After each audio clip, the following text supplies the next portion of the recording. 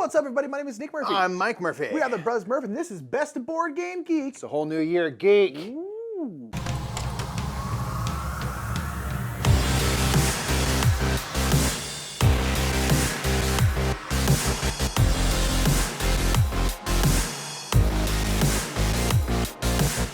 That's right, we are back for some more Best of BGG. It's a whole new year, new year of exciting things to do, and we're going to talk about the hottest games, bit of board game news, some things from Board Game Geek that we like, and my dog Mary. Mary Berry. Let's start with the news, Mary. What do you think? What do you think, Cole?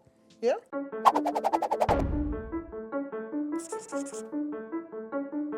First bit of Board Game Geek news, they did their annual support drive last month and they managed to hit their funding goal. RIP, to have another year of BGG free and fun for everyone out there. Thank you to everyone that supported. It's an awesome thing. You get a cool badge, and 18,626 people supported the drive, which is pretty amazing. That's a lot of people which only, of course, make up a small percentage of overall people that use Board Game Geek, but they use it so much they wanted to support so that we can have this amazing, vital resource for our hobby for a whole nother year. So thank you to everyone that supported. It's a truly awesome thing to see people say, I like that. I want to make sure that keeps happening. Here's money now. So thank you to everyone for that. That's a lot of people to support that drive. Let's get it.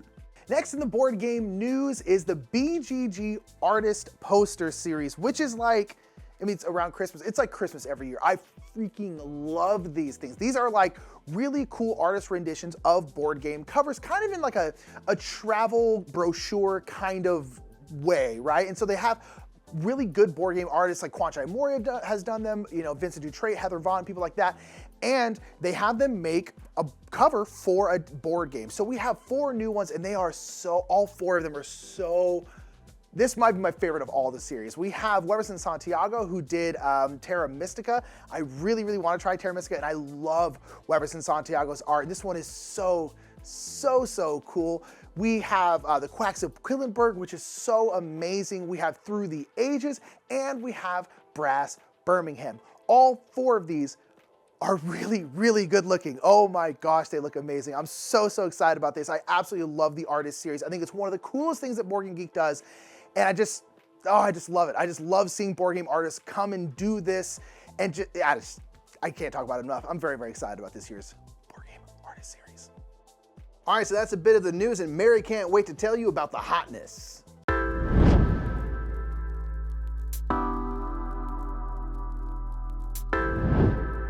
Boom, it's time to get hot for the first time this year. In the dead of winter, we get hotter than ever before. All right. First game we played all year. Boom, it's the hotness right now. We're gonna talk about, you gotta get your dad jokes going. You gotta work on it. I'm working on it. Yeah, you gotta get your dad jokes. I almost bought you a dad joke book for Christmas. Oh, you should have. I know, I might. Anyway, we're gonna talk about the hottest games. These are games that have been clicked on, pages that have been viewed the most, things that are popping up in discussions. People are talking about them all the time. Exactly. These are the games that have captivated the general board game world's minds for the last month, and we're gonna go ahead and jump into number 10. Indeed. Number 10 is a game called Obsession. Ooh. And this is a game about like British socialites. You're like from a troubled but wealthy family. Exactly. It's Downton Abbey, the board game. That's kind of what it seems like. From the cover, I'm like, that looks like some high-class British stuff. Yeah, 19th century Victorian England, yeah, you know, where you were managing your staff and your butlers and your under-butlers. I don't know what that means. And the footmen and the valets, and you're trying to... Yeah, you're putting like great balls and like going to political parties and stuff like that. Yeah, it seems very Euro-gamey and stuff like that. One thing that's interesting is the designer is also the artist, and I love seeing that kind of stuff. Kind of one-stop shop. I'm like, all right, it's impressive to design a game. It's impressive to do art. It's very impressive to do both. Seems like a lot of work. So yeah, so Obsession's kind of like popping all around the hotness up high, kind of just sticking around there. So it's gonna be number 10. Boom, there you go. Let's get to number 9. I will say with this, number 9 is Terraforming Mars, like OG Terraforming Mars, not Ares Expedition. And a lot of the ones on this list, I would say, are not necessarily like new games. Because I don't think there's lots announced in December. Plus, a lot of people are probably around the holidays have time to play games. Yeah. So I wonder if there's been more or getting gifts and things. Yeah, exactly. Be like, oh, what is this game, Terraforming Mars? So I'm just curious if like that's why the list is... I would love to see the trends, you know, throughout the year of like, oh, there's a lot more free time to play these kinds of games. Yeah. You know, maybe people are playing stuff digitally as well. Terraforming Mars is like always around. It's always on the list at at different points in the hotness and stuff. So It's not really surprising at all to see that Terraforming Mars is still here, because I imagine this time of year there's a whole new crop of people that get this game for the first time. Yeah. And it's kind of going to have that life. I mean, You know, people getting their big 3D sets nowadays, and people, true. it's Terraforming Mars. It's one of the most popular games in the last 5-6 years. So it's just like, it's always around, and it happened to be in the top 10 this month. It's kind of popping in. Yeah. All right, cool. All right, let's go Terraforming Mars. there you go. That's number 9, Terraforming Mars. Let's get to number 8. Number 8's been here for a couple months, and it's kind of always at the lower end, and that is good Cascadia. reason, though. Yeah, Cascadia is just. Come on. Yeah, this game it's great, and like we've talked about many times, it just hits the table. It's so playable, especially now. It's like if people were with families for like the holidays and stuff, it's like you probably just got a chance to introduce it to a lot of people. It's a perfect game for that. Like, yeah, you know, it's like it's simple enough where you could teach it just to most people who aren't necessarily gamers, but there's a lot going on, and it's gorgeous. It's just one of those games that. It's gonna be there. You know, there's a couple of things that are gonna come up here in a little bit that just are on it every single month, and I think Cascadia is gonna be another one that's just kind of every month, every other month. It's just always popping in because it's just people love it. It's a very playable game. That's all I always say. It's just like it's incredibly playable. I'll play it and replay it and replay it again, and so that's gonna give it some life like it has here. Number 8, Cascadia. All right, let's get number 7. Number 7 is Wingspan, another kind of evergreen game that I imagine gets gifted to a lot of people each year because it has such an appealing theme. Maybe someone who's new to the hobby has played it with some of their friends. Now they get their very own copy. Well, and one thing about Wingspan is it's available everywhere. Like you can get it at Target, you can get it at like Barnes and That's Nobles. true. A lot of places where people the are going. expansions as well. You can get like a lot of the content. Yeah, we got the expansions at Barnes and Noble, and so it's like one of those things. Like it's very accessible. I feel like in terms of actually getting it. So a lot of people were probably looking for gifts, and they're like, oh, there's this game Wingspan. It's got this really beautiful bird on the front. They probably have heard of it because it's been widespread. At this point, it's kind of getting into the mainstream. It's such a big game, and so it probably got gifted a ton, and awesome. That's great. You know, it's like that's sweet. And so I was just thinking about the other day when I was at a Target, and then we were recently at Barnes and Noble. I was like, man, Wingspan is just available basically everywhere. You know, and I was just like, all right, cool. And so I'm sure it's been getting gifted around, and that's awesome because I really like Wingspan. More birds for us all. And again, Wingspan's one of the ones always in the top 15 to 20 on the hotness. He doesn't usually break the top 10, but it's like it's just kind of always there. You know, it's not going anywhere. That's Wingspan at number 7. Let's get to number 6. Number 6 have been showing up a lot. It's Sleeping Gods. People are playing this. Yeah, I mean, it's one that like is really kind of dominated along with a couple others you're going to see in a second that have dominated the last year, you know? Yeah. It's this kind of big campaign. You can spend some time. It's kind of perfect for this era that we're in life where maybe you're not going as many places. Maybe you have, kind of you're playing with your family or a core group of friends and stuff. You're part of your bubble and you kind of can like focus on a cool, big, epic experience. And especially this month, particularly, we brought up a couple times now, is people will probably had more free time. Yeah. Because a lot of people were off of work for like a week. So I hope so. They're like, okay, because Sleeping Gods is usually on here, but it's been pretty high this month. And it's probably because people are probably looking up rules questions, discussing stuff because they finally had a chance to play it because they were off work, So it's one of those things where this game probably got played a ton this month as opposed to like maybe everyone's had like plans to play it for a while. Now they're finally able to sit down and it's a story-driven game, so you want to play it a lot of times in a row if you can. You don't want to go like a year in between plays, So ideally, no. No, probably not. So I'm assuming this one got played more, people love this game. I really want to try Sleeping Gods. It's high on our want to try list. Didn't back it. Regret that. Should have. I know. It's on our personal hotness. It's something we want to really try. But it's number 6 overall. It's been, again, a strong contender for the whole year. And I doubt it'll go anywhere anytime soon. And that is Sleeping Gods. Let's get to number 5. Number 5 is here every month. It's Dune Imperium. What? Dune Imperium. It's always, I feel like, always at like number 4 or 5. It's always smack in the middle of the top 10 of the hotness. It's Dune Imperium. We talk about it every single month. People love this game. I don't think there's been a month that we haven't brought it up. Since we've been doing these for about a year now, I think, and it's like I think it's been in the top 10 every single month. I'd be curious to go back and see what the lowest position had. But Dune Imperium people love is this a game that captivates people. I mean, it's definitely been given extra life by the movie releasing of Dune. That the expansion is out and getting into people's hands. Doing a lot for it. Absolutely, Chalamet, please. All right, and it's got good interactive gameplay. It's like.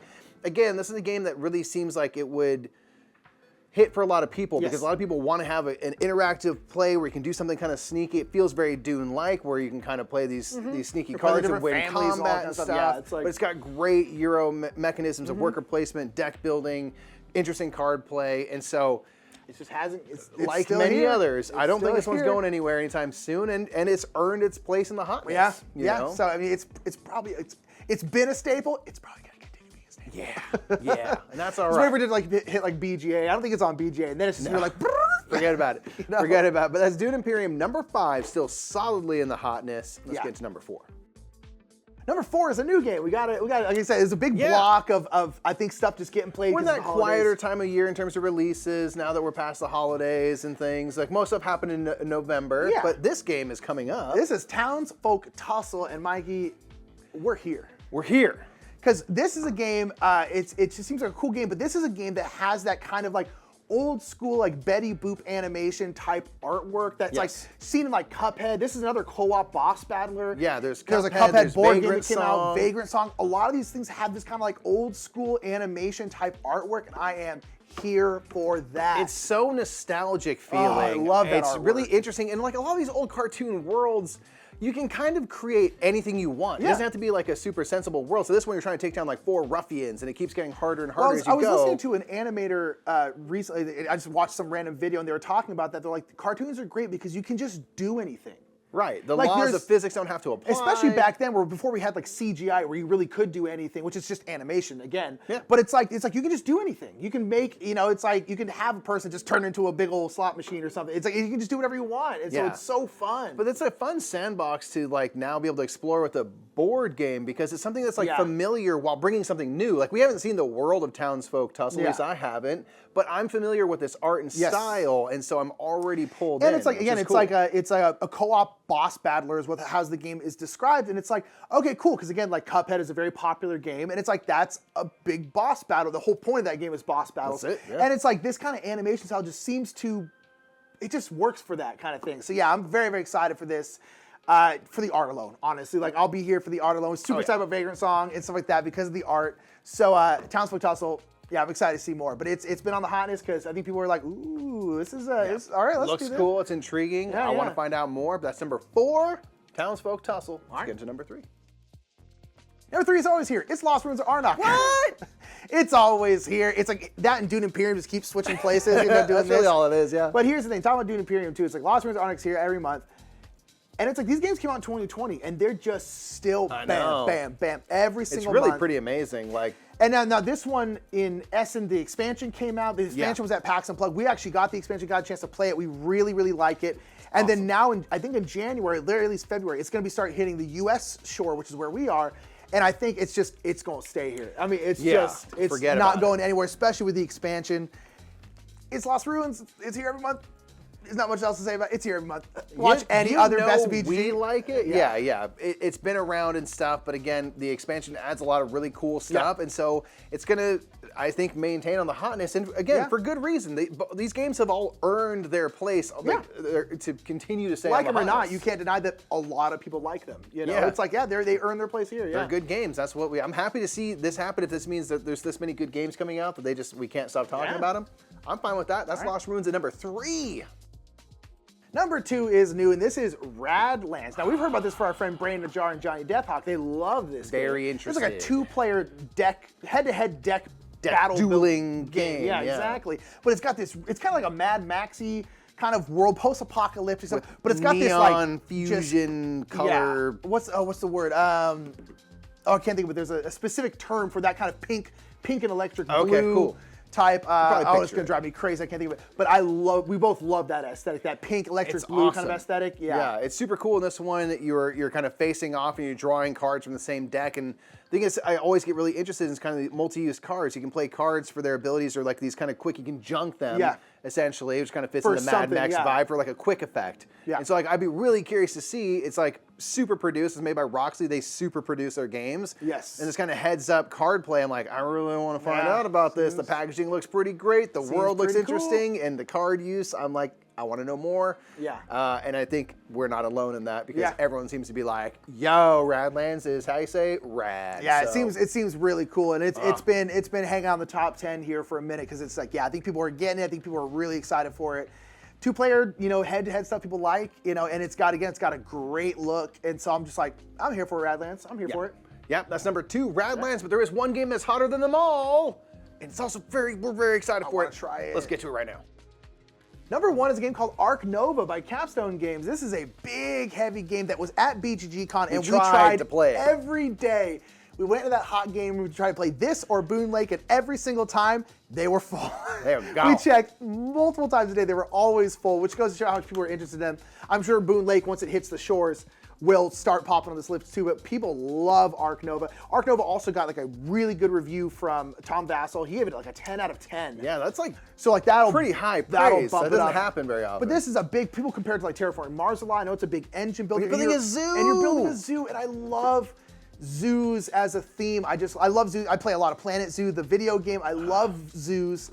And like this is, I'm like a big heavy. We're also big Capstone Games fans, right? And They're so we've been crushing it right now. trying. This is one of those games. The second we can get it, we will be getting this game and playing the butt end out of it because I just want to try and I want to play with the zoo.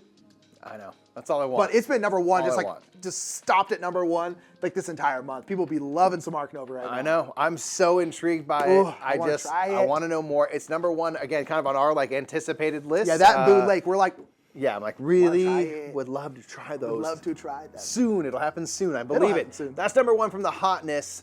But we always talk about the most played games as well. Indeed. Let's talk about the most played games. Okay, so we were right. We talked about how I think more people were playing games this month, and we actually just checked, and turns out we were right. Every month of this year, with the exception of, it's 2021 because it's 2022 now, with the exception of January, there were less than 800,000 total log plays on BGG. In December, there were 905,000. Yeah. So next to the highest one was 105,000 more logged plays. You know, the weather's getting bad. People are taking some time off. People have time are off playing from work, games. so it's a beautiful So thing. we were definitely right that we're like, I think more people play the game. We double checked. Yeah, they were. Yeah, they were so definitely playing more What games. are the top 10 most played games? We have number 10. It's kind of as the usual suspects. a lot of the you usual know? suspects. So we have number 10 is Splendor. It was 5,203 plays. Number 9 is Seven Wonders Duel, which is 5,585 plays. We've got Lost Ruins of Arnak at 5,856, which seems low to me, I know, it feels like it's a little bit higher. Then we have Seven Wonders Architects for the first time in here. Dang, people we love. 5,945. I bet you a lot of people got this around the holidays, and it's so quick. I wanted it. And Yeah, it's you can play so multiple times. good. Yeah. That boom, boom, boom, boom, boom, boom, boom, boom, playing a whole ton. Yeah. Yeah. Terraforming Mars on the list at 7,004. Marvel Champions, per usual, 8,526. Although Marvel Champions is usually second, Yes. which means people weren't playing it very much. It's almost always second. You're right. That's and interesting. Also, weirdly on this list, no Magic. No Magic the No Gathering. Magic the Gathering was almost Wow, always on the list. anywhere on top of the list. Hold on, where is Magic? I don't know. Oh, Magic's down here at like Ooh. 2021. Magic's usually on the list. Wow. Maybe no tournaments in the I think holiday no one's season. playing, yeah. Interesting. We have Wingspan at number 4. They got 8,749 plays. That's also Very high nice. for that. I think if you play a lot. yeah. The crew mission Deep Sea obviously is 9,415. It's not quite 1 and 2 for the cruise. But the prophecy is fulfilling. It's getting there. It's getting there. We've got Azul at 11,568. You can play with families. What a jump. Of course. Oh, and I think it just hit BGA too, It didn't absolutely it? Just did. hit BGA. Wow, that's almost 12,000. That's insane. And then the crew, Quest for Feuerland 9, the original crew is 12,471, which makes sense. But that is the top 10 most played games of the month. All over the place. I love it. Very interesting. Things are changing. All right, but let's go back up and let's do some Murph picks. Now it's time for a Murph pick. Now over the holidays, of course, you gotta start thinking about baked goods and things. And Danielle from Board Game Bakes posted on BGG from their channel a truly magnificent feat of gingerbread construction, and they rebuilt the Everdell tree in gingerbread, in robust gingerbread, to a point with like the texture of the wood and everything. And I'm like, this looks so perfectly realistic, and you can eat it. I mean, it's amazing. I love seeing, like, I like watching Great British Baking Show, and so I love seeing all sorts of confectionery creations and stuff. And this one is like really solid. Like, I mean, the execution was so good. The detailing and everything just like absolutely struck my fancy. It's perfect for the holidays. It gets you in the mood for just coziness and games, which I think a lot of us partook in many board games over the holidays. And so it was just a perfectly timed video. I think it's awesome. I love anyone that does cool, nerdy bakes. It's gonna be very cool. Check out Board Game Bakes for sure, and specifically check out that sweet tree. My Murph pick for this month is a geek list, and there are a ton of different geek lists. If you've never checked out the geek list part of BoardGameGeek, it's on the front page, and there's a whole area you can go get and see all the geek lists. They're very, very cool. These are lists that any geek on BoardGameGeek can make, and they're all over the place in terms of what they are. A lot of times there's like ones about specific solo games or like the best kind of solo games. There's ones about war games. There's ones about like game length. Really anything you can think of, someone's made a geek list for it. And I saw one recently that I really, really loved, and this was games that only you played in December. Because I feel like when you ever play a game that's maybe a little more obscure, maybe a lot of people don't know about it, you're kind of like, I wonder if anyone else played this game this month. Well, in this geek list, you actually can submit games that only you played, and you can assume that only you played because no one else logged that play on BoardGameGeek. So you think of an obscure game you played, you go and check to see if anyone else logged that play, and if they didn't, well, only you played it. And so it was so cool to see these like kind of obscure games. Some of them were just like all just games I've never even heard. Actually, almost all of them were games I've never even heard of.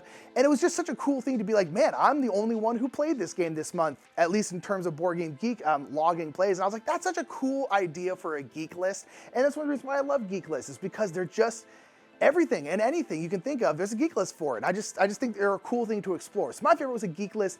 What was a game that only you played in December? If you have any, put it down in the comments below. So that is the Murph picks. Right before we end, we always talk about our favorite game or gaming experience of the month, which I think this month we have the same one. We do. I think we're going to choose Gloomhaven because we took the time to play all of Gloomhaven in 1 week, and there is a video posted on our channel, also right here on BoardGameGeek, all about that. But we played Gloomhaven 100 plus times. I honestly had a really good time. Yeah, we played like 104 sessions. How's that not your best thing of the month? It was really fun. I had a really good time doing it. It was a journey. It was a journey.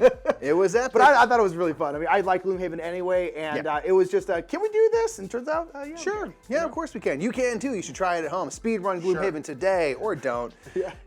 We did it so you don't have to. Exactly. But that's going to be it. Oh, we almost said the exact same thing. That's going to be it for us. Down in the comments below, let us know what your favorite game of the month. What's some stuff you've seen on BG? Any games you're excited for? We're in 2022. What's the anticipated games? What are you looking forward to from this whole year coming up? There's some big campaigns usually in January and stuff like that, on like Kickstarter and GameFound and stuff like that. So it's gonna be some cool stuff. And I think it's gonna be a good year of gaming, right? So with the new year, we can bring optimism about this hobby and everything moving forward. Some cool games to play. Yeah. We can't wait to get to it. We will see you on the next Best of BGG. Until then, have a great day. Bye, everybody. Bye.